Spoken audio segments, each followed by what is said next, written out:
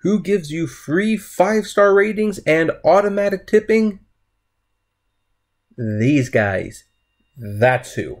Hey everyone, this is Kevin the Apptrepreneur, and in this news story that I really should have noticed a little bit sooner, this is big if you are a gig economy driver still. I know I haven't talked too much about new features for the apps or new things that the companies are doing for the drivers that will help them, because frankly, they're not doing much to help the drivers.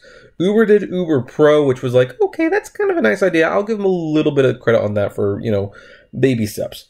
But what Lyft is doing, holy cow, I have never seen Lyft bite back at Uber so hard to say that, no, we are better. If you drive, you want to drive for us. Then with the introduction of automatic tipping and automatic 5-star reviews. Seriously, with automatic 5 stars, well, okay, this could be a bad thing, but basically everyone keeps their job if they're halfway decent. If you suck, chances are you will still get deactivated. But now there's like a little insurance that you won't lose your job. Because here's the thing about Lyft, well, both Lyft and Uber, but here's the thing. In all cases with Uber and Lyft, they always take the ratings into account.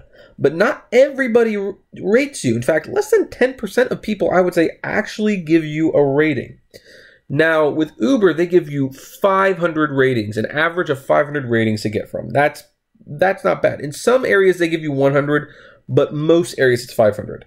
Lyft, on the other hand, averages out 100. So, if you do a night where you do 20 rides, like I have done before, and only 2 people leave you ratings, of which has happened with me, and one of them is a 1-star, which has happened, of course, your star grade is about to fall much, much heavier. You have a few nights like that, and now you've got a problem. There is a reason the Lyft rating always fluctuates more than the Uber rating, because the Lyft one gives you a lot less wiggle room.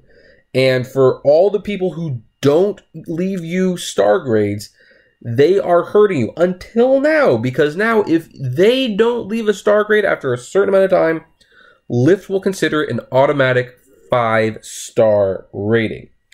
According to TechCrunch, until autonomous vehicles are here, yeah, we'll see about that. Ride-hailing companies like Lyft and Uber have to attract and retain human drivers if they hope to sustain their business. Yes! Of course, we need the drivers. They should be important. The drivers should be important, but they're not to these companies. I cannot for the life of me figure out why that is, but whatever. Lyft announced Thursday a half-dozen new driver-friendly features, from default tipping and in-trip tipping to ways to protect their ratings and an events planner.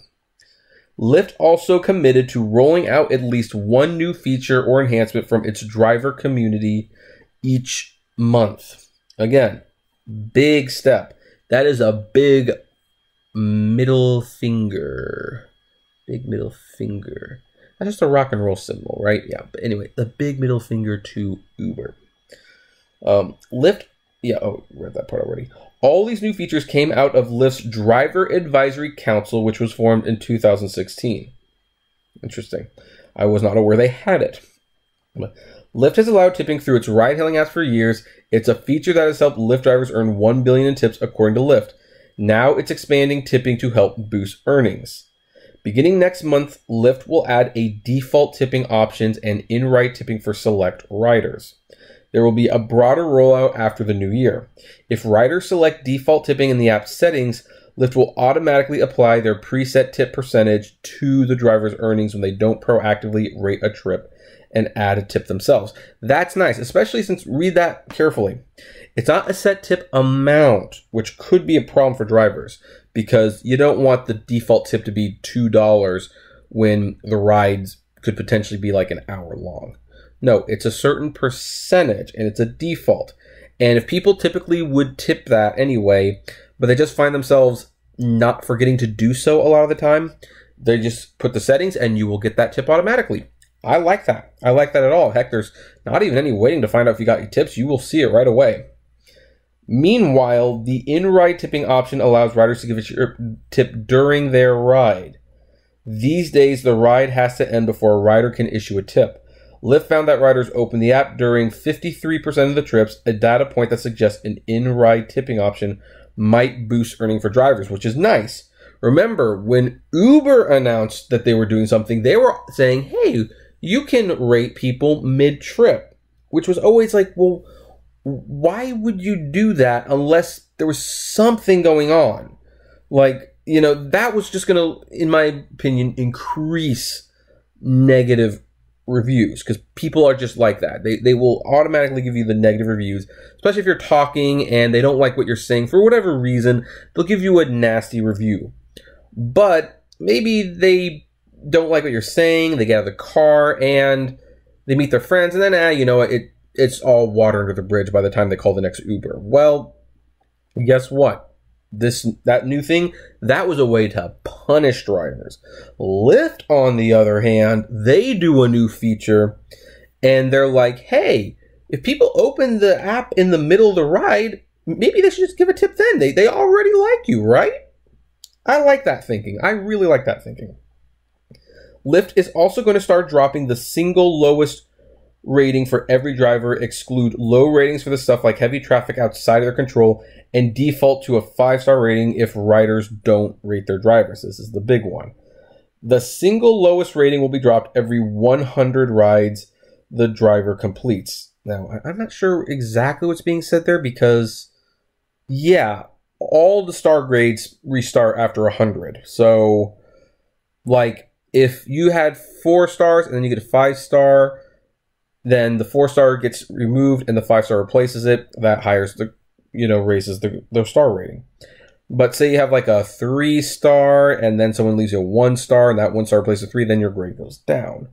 So and plus I don't know how the single lowest rating will be set, because there are people who will get multiple 1 and 2 stars. I mean, it's very unlikely they're going to do 100 trips and only have 1 star. It's just not going to happen very often. The rating policy will work the same way for passengers and drivers. If a ride is left unrated, the rating will default to 5 stars, Lyft said. Well, but the thing is, to my knowledge, this is still how it is. Lyft drivers can't move on to the next ride until they grade someone that 5 stars. I could be wrong. Maybe they changed that, but that seemed like how it was. So if that was taken away, that's an interesting thing to take away, but, you know, hey, that's fair as well if they did do that. Finally, Lyft is rolling out an event planner of sorts. This feature is designed to give drivers insight into upcoming local events. It will also display a demand graph that shows the busy hours. Yep, no, that's going to be that's nonsense. You see, Uber has announced that feature too, and I probably should make a video about those features. I mean, I'm a little weird on how to do it because it was announced through the Simple Drivers channel, and that creates an ethical conundrum for me about not wanting to take parts of his video and use them in mine. You know, it's just weird to me. I don't know.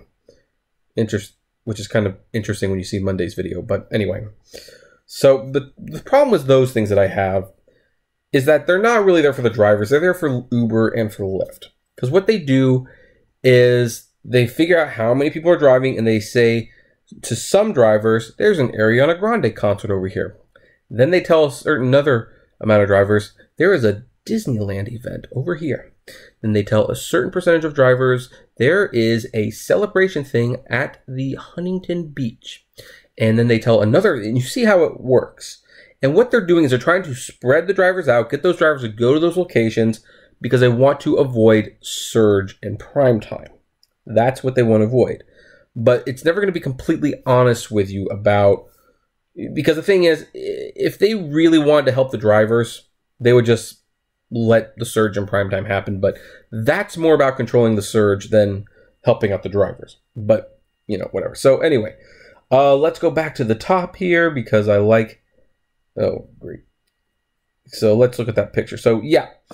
Overall, though, this is a much, much, much better feature rollout than what Uber announced.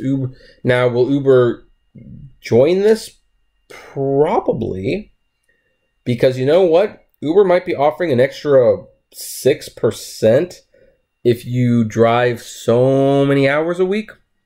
But Lyft is offering you job security and automatic tips. You will make way more with those automated tips than you will with that 6% that Uber's offering. So ultimately, when people say, hey, Lyft really isn't any different from Uber, and I've been definitely on that, but moments like this, yeah, call me a fan. This is much nicer than anything Uber has done recently. So thank you, Lyft. Thank you. I don't want to actually put that on my beanie. I don't want to cover my Rocky. But anyway, what do you folks think? Do you agree, disagree? I would love to know. So comment below, like, favorite, share, subscribe. If you enjoy my videos, consider becoming a Patreon member. It's totally optional, but even as little as $1 a month goes a long way to helping the channel run smoothly. And as always, flame responsibly. Have a good one.